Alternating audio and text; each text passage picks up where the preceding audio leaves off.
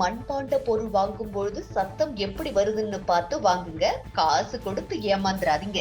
இயற்கையோடு இயந்த வாழ்க்கையே உடல்நலத்திற்கு எக்காலத்திலும் தீங்கு விளைவிக்காது. அத்தகைய இயற்கையான வாழ்க்கைக்கு மக்கள் திரும்பிக் கொண்டிருக்கிறார்கள். விஞ்ஞானிகள் பல வோல்ட் மின்சாரத்தை காலி செய்து தண்ணீரை குளிர வைப்பதற்காக கண்டுபிடித்த ஃப்ரிட்ஜ் தொழில்நுட்பத்தை ஆடம்பரமே இல்லாமல் அசால்ட்டாக நம்மூர் கிராமத்து விஞ்ஞானிகள் வெறும் மண்பானையை வைத்தே செய்து காட்டிவிட்டார்கள். மண்பானையில் சேமித்து வைக்கும் நீர் குளிர்ச்சியாகவும் சுவையாகவும் இருக்கும். மண்பானையில் சமைக்கும் உணவுகள் எளிதில் செரிமானமாகின்றன. மண்பானையிலிருந்து குடிக்கும் தண்ணீர் உடலுக்கு பல நன்மைகளை அள்ளித் தருகிறது. மண்பானை தண்ணீர் என்னதான் குளிர்ச்சியாக இருந்தாலும் நிச்சயம் நமக்கு சளி, இருமல் போன்ற சுவாச கோளாறுகள் ஏற்படாது. மண்பானையில் தண்ணீர் ஊற்றி குடிப்பது போன்று அந்த மண்பானையில் சமைத்தால் ஏற்படும் விஷயங்கள் என்ன? பொதுவாக மண்பானை வாங்கச் செல்லும் போது எப்படி வாங்க வேண்டும் என்பது போன்ற பல சுவாரஸ்ய தகவல்களை பார்க்கலாம். வழக்க மண்பாண்டத்தின் ருசி அதிகரிக்கும். மண்பானையில் சமைத்தாதான் உணவோட உண்மையான ருசி தெரியும். அதை சாப்பிட்டு பார்த்தவர்களுக்கு அதோட அருமை புரியும். அந்த அளவிற்கு மண்பாண்டத்தில் சமைத்தால் உணவின் ருசி அதிகரித்து காணப்படும். மண் பாத்திரத்தில் சமைக்கின்ற உணவு சீக்கிரமாக கெட்டு போகாது என்று கூறப்படுகிறது. குறிப்பாக மண்பானையில் வைக்கும் மீன் குழம்புக்கு ஈடு இணை எதுவும் கிடையாது. ஒரு வாரம் கூட கெட்டு போகாமல் இருக்கும். மற்ற பாத்திரங்களில் வைக்கும் உணவுப் பொருட்கள் வெயிலில் நீர்த்து போய்விடும்.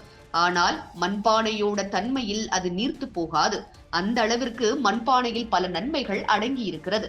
தற்போது வளர்ந்து வரும் நவீன யுகத்தில் பலரும் பாரம்பரிய உணவு வகைகள், பாரம்பரிய பொருட்கள் மீது ஆர்வம் காட்டி வருகின்றனர்.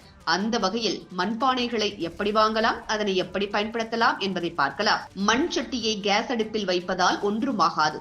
மண் சட்டி வாங்கும் போது சட்டியின் அடிபாகம் தரையில் வைத்தால் ஆடாமல் இருக்கும். அப்படியாக உள்ள சட்டியை பார்த்து வாங்க வேண்டும். அடிப்பாகம் உருண்டையாக இருந்தால் கேஸ் அடுப்பில் வைக்கும் பொழுது சாய்ந்து விடுவதற்கு வாய்ப்புகள் ஏராளம். அழகுக்காக இல்லாமல் மண் சட்டிகளை வாங்கும் போது சற்று கனமாக இருக்கும் சட்டியாக இருந்தால் நன்று. எவ்வளவு மெலிதாக வாங்குகிறீர்களோ அவ்வளவு ஆபத்து காணப்படுகிறது. அதுபோல சாதம் வடித்து ஆக்கும் போது கொஞ்சம் கவனமாகவும் பொறுமையாகவும் வடிக்க வேண்டும். கண்டிப்பாக மண்பாண்ட பொருட்கள் வாங்கும் போது மண்பானையை தட்டி பார்த்து வாங்கவும். பானையை தட்டும் போது நன்றாக சத்தம் வர வேண்டும். பானையில் கசிவு அல்லது ஓட்டைகள் இருந்தால் ஒரு வாளி தண்ணீர் வைத்து அதில் மூழ்கி பார்க்கவும். அதுபோல புதிதாக வாங்கிய மண்பானையை சமையலுக்கு பயன்படுத்துவதற்கு முன்பாக மண்பாண்ட பொருட்களில் சாதம் வடித்த கஞ்சியை முழுவதும் நிரப்பி கொதிக்க வைக்க வேண்டும். அதன் பிறகு 3வது நாளில் பானையை சமையலுக்கு பயன்படுத்தலாம். மண்பாண்ட பொருட்களில் சமைக்கும் போது அதிக எண்ணெய் தேவைப்படாது. இந்த பொருட்கள் லைஃப் லாங் வரைக்கும் வரும் என்று கூறப்படுகிறது.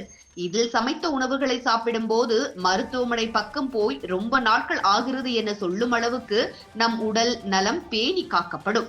இது போன்ற முக்கிய நிகழ்வுகள், அரசியல் தகவல்களை ஆழமாக மாறுபட்ட கோணத்திலும் அறிந்து கொள்ள மறக்காமல் பாரத் மெயில் 24 பக்கத்தை பின்பற்றிக் கொள்ளுங்கள். உங்கள் ஒவ்வொரு ஆதரவும் இது போன்ற பல நிகழ்வுகளின் பின்னணியை அறிய உதவும்.